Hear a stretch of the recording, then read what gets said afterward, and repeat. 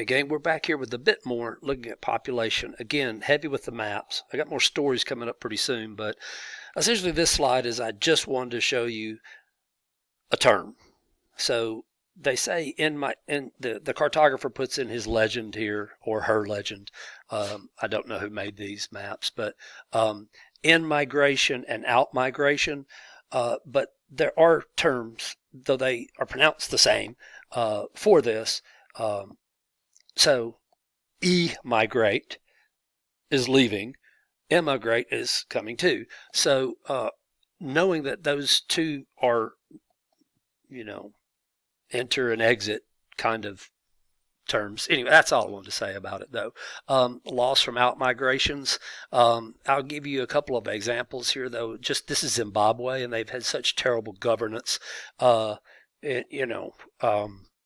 That a lot of people were just headed somewhere else, and very likely Botswana, getting across the border. But I visited Zimbabwe in the worst of times with their ruler, Robert Mugabe, back in the day. That would have been in 2003. And he just killed that country and its economy. It could have been it was on its way being special, exporting cotton, tobacco, and things of this nature. But he was a kleptocrat, kingpin, a dictator, essentially, and turned the country on itself. So obviously people would leave there. You'd leave other places like Eritrea and Somalia if these are failed states. And, just fewer opportunities, and it'll bring you to places like a Canada or a Spain or the Scandinavian states like Norway and Sweden here, just because of all the opportunities that you would have of what those states are doing well. Okay. So, again, my dog's over here. I don't know if he's coming through, but he's ready to pick a fight with the neighbor's dog. Hey, Ollie, stop. Come on, man. Okay. All right. Let's tell some stories here. There's nowhere really to flee from a pandemic. Pan means all. Okay.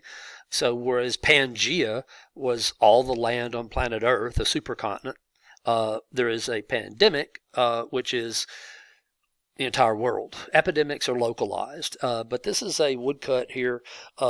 Londoners leaving the pestilent city. They've got skeletons in there and whatnot. The Great Plague, the bubonic plague. We get our word quarantine, of course, from Italy for the 40-day quarantine. Means the ship has to stay out there until they figure out whether they're contagious or not. And that's exactly what we're doing with people that have tested positive for COVID-19 or have been in contact. Well, we get a 2-week period, that's unfortunate for the people that get it or may have thought to have had it, even if they didn't. But for the greater good of all, that's really what's intended here. And to know that, for instance, in the Black Death, the Great Plague, that a quarter of some of these whole communities died, but about a quarter of population or so overall would die. Well, that's the 1300s, so I got my timeline wrong. But anyway, these epidemic, these outbreaks, they do happen, and that is part of what it is to live around highly centralized urban areas together. The farther away you are, our forebears, our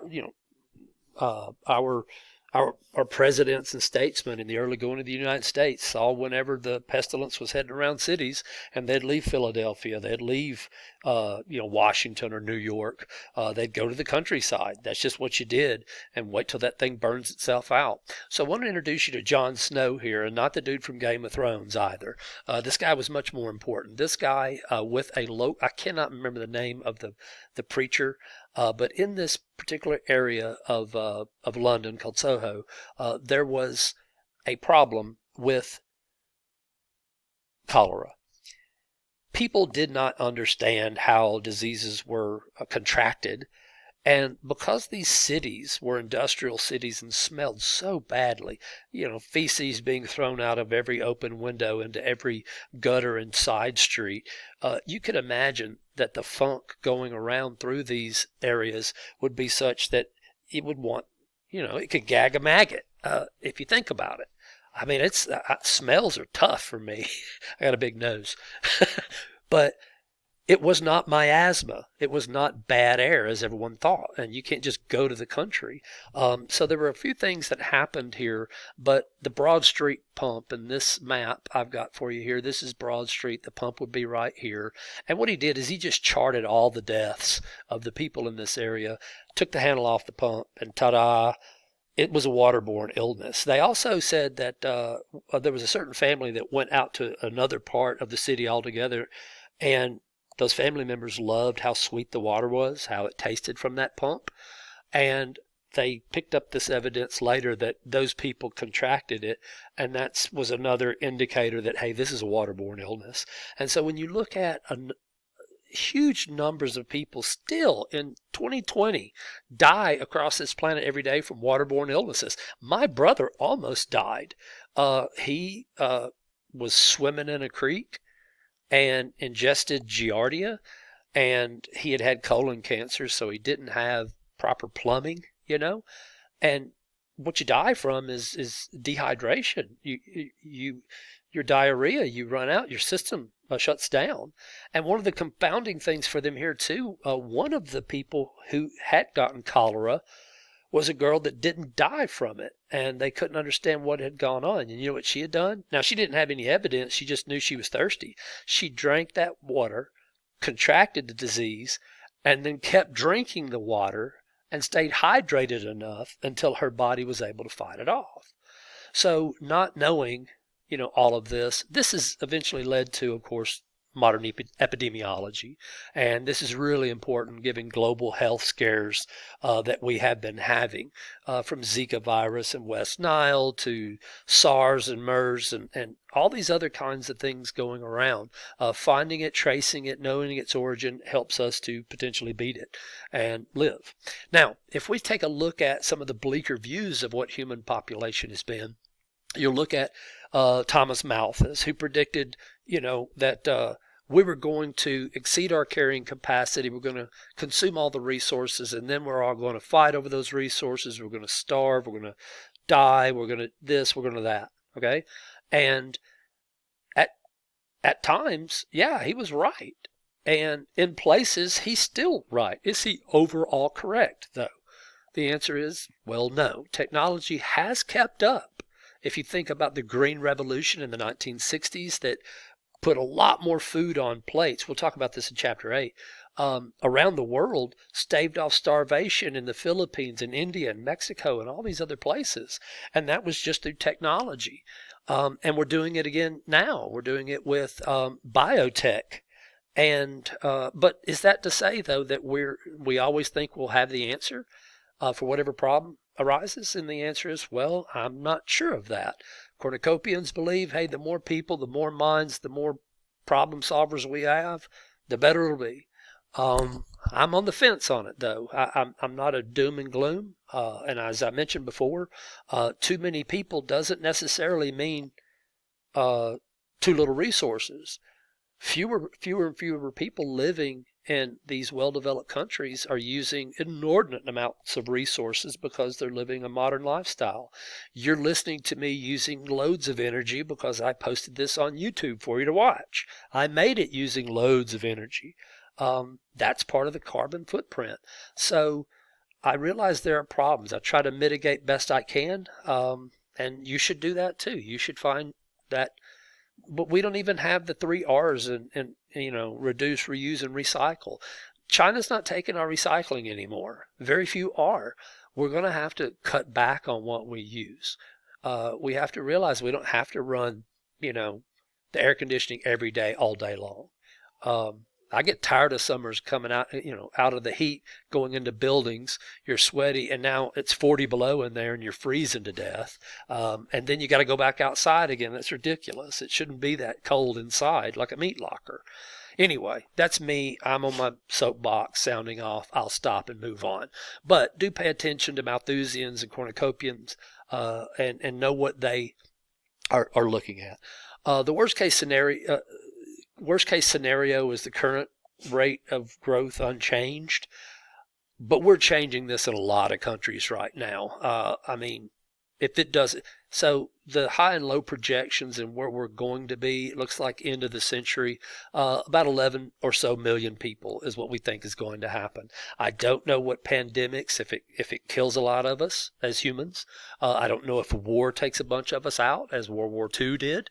I have no idea. You can't predict those things. What you can predict, though, is birth rates, education rates, healthcare issues. You can look at all of that. So if we look at China's two-child policy, let's look at this real quick. Let's look at what was happening in China, and then I'll go back. This is the picture from your textbook, so I may not even go back. But look at where China was with the Great Leap Forward. The Great Leap Forward was this period in time where Mao Zedong wanted the Chinese people to be in the countryside and farming, and he even took city people and students about your age out of colleges and universities and made them go farm and do that stuff. And that, coupled with multi-year droughts, meant that somewhere on the order of 20 to 30 million people starved to death during the Great Leap Forward. It was a great leap, but it wasn't forward by any way, means, stretch. None of it. Okay? So, you see how the graph here, interacts with birth rate and death rate. But look at what happens with the one-child policy. What's happening with Chinese population? So you ask yourself, why does Mao died in 76, and Deng Xiaoping, D-E-N-G, that's his family name. Deng Xiaoping implemented this, and what happened with the one-child policy? Population actually went up in 1979, and look what it did. It spiked, then came down. What was happening here? Well, I want to at least tell you it only affected one group of people, but it was the dominant group of people, the Han. There are another 55 minorities living in China, from Tibetans and Uyghurs to Mongolians and Hakka and Miao, and there are 55. All right, but that didn't affect them. They did not make them stop having children. They only wanted to curtail growth rate of the Han. And initially that actually grew, but overall what happened? So two things. They cut population, and they invited all the world's best economies over to, with the free, almost free labor they had to build all those products and goods. See, Mao had killed off the intelligentsia of his country too and reprogrammed all the rest, so they couldn't build their own industries. They didn't know how. I know it's a little simplistic to say that, but that's what happened.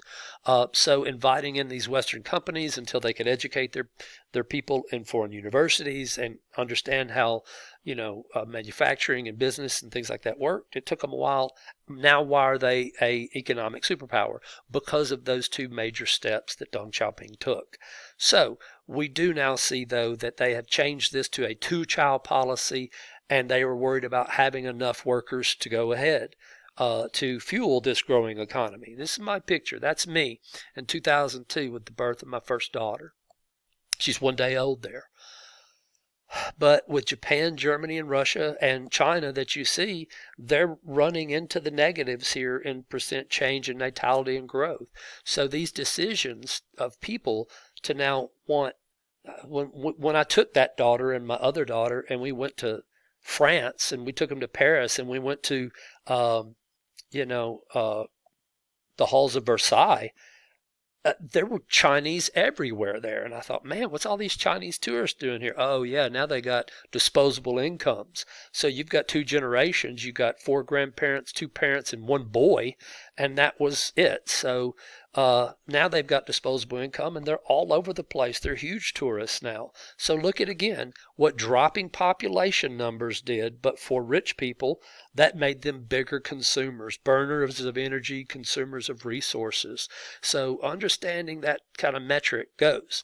So I'm going to stop here because I want to talk about disparities in lifespan in the U.S. and some other topics. So I'll be right back very soon, okay? Hang tight. Bye.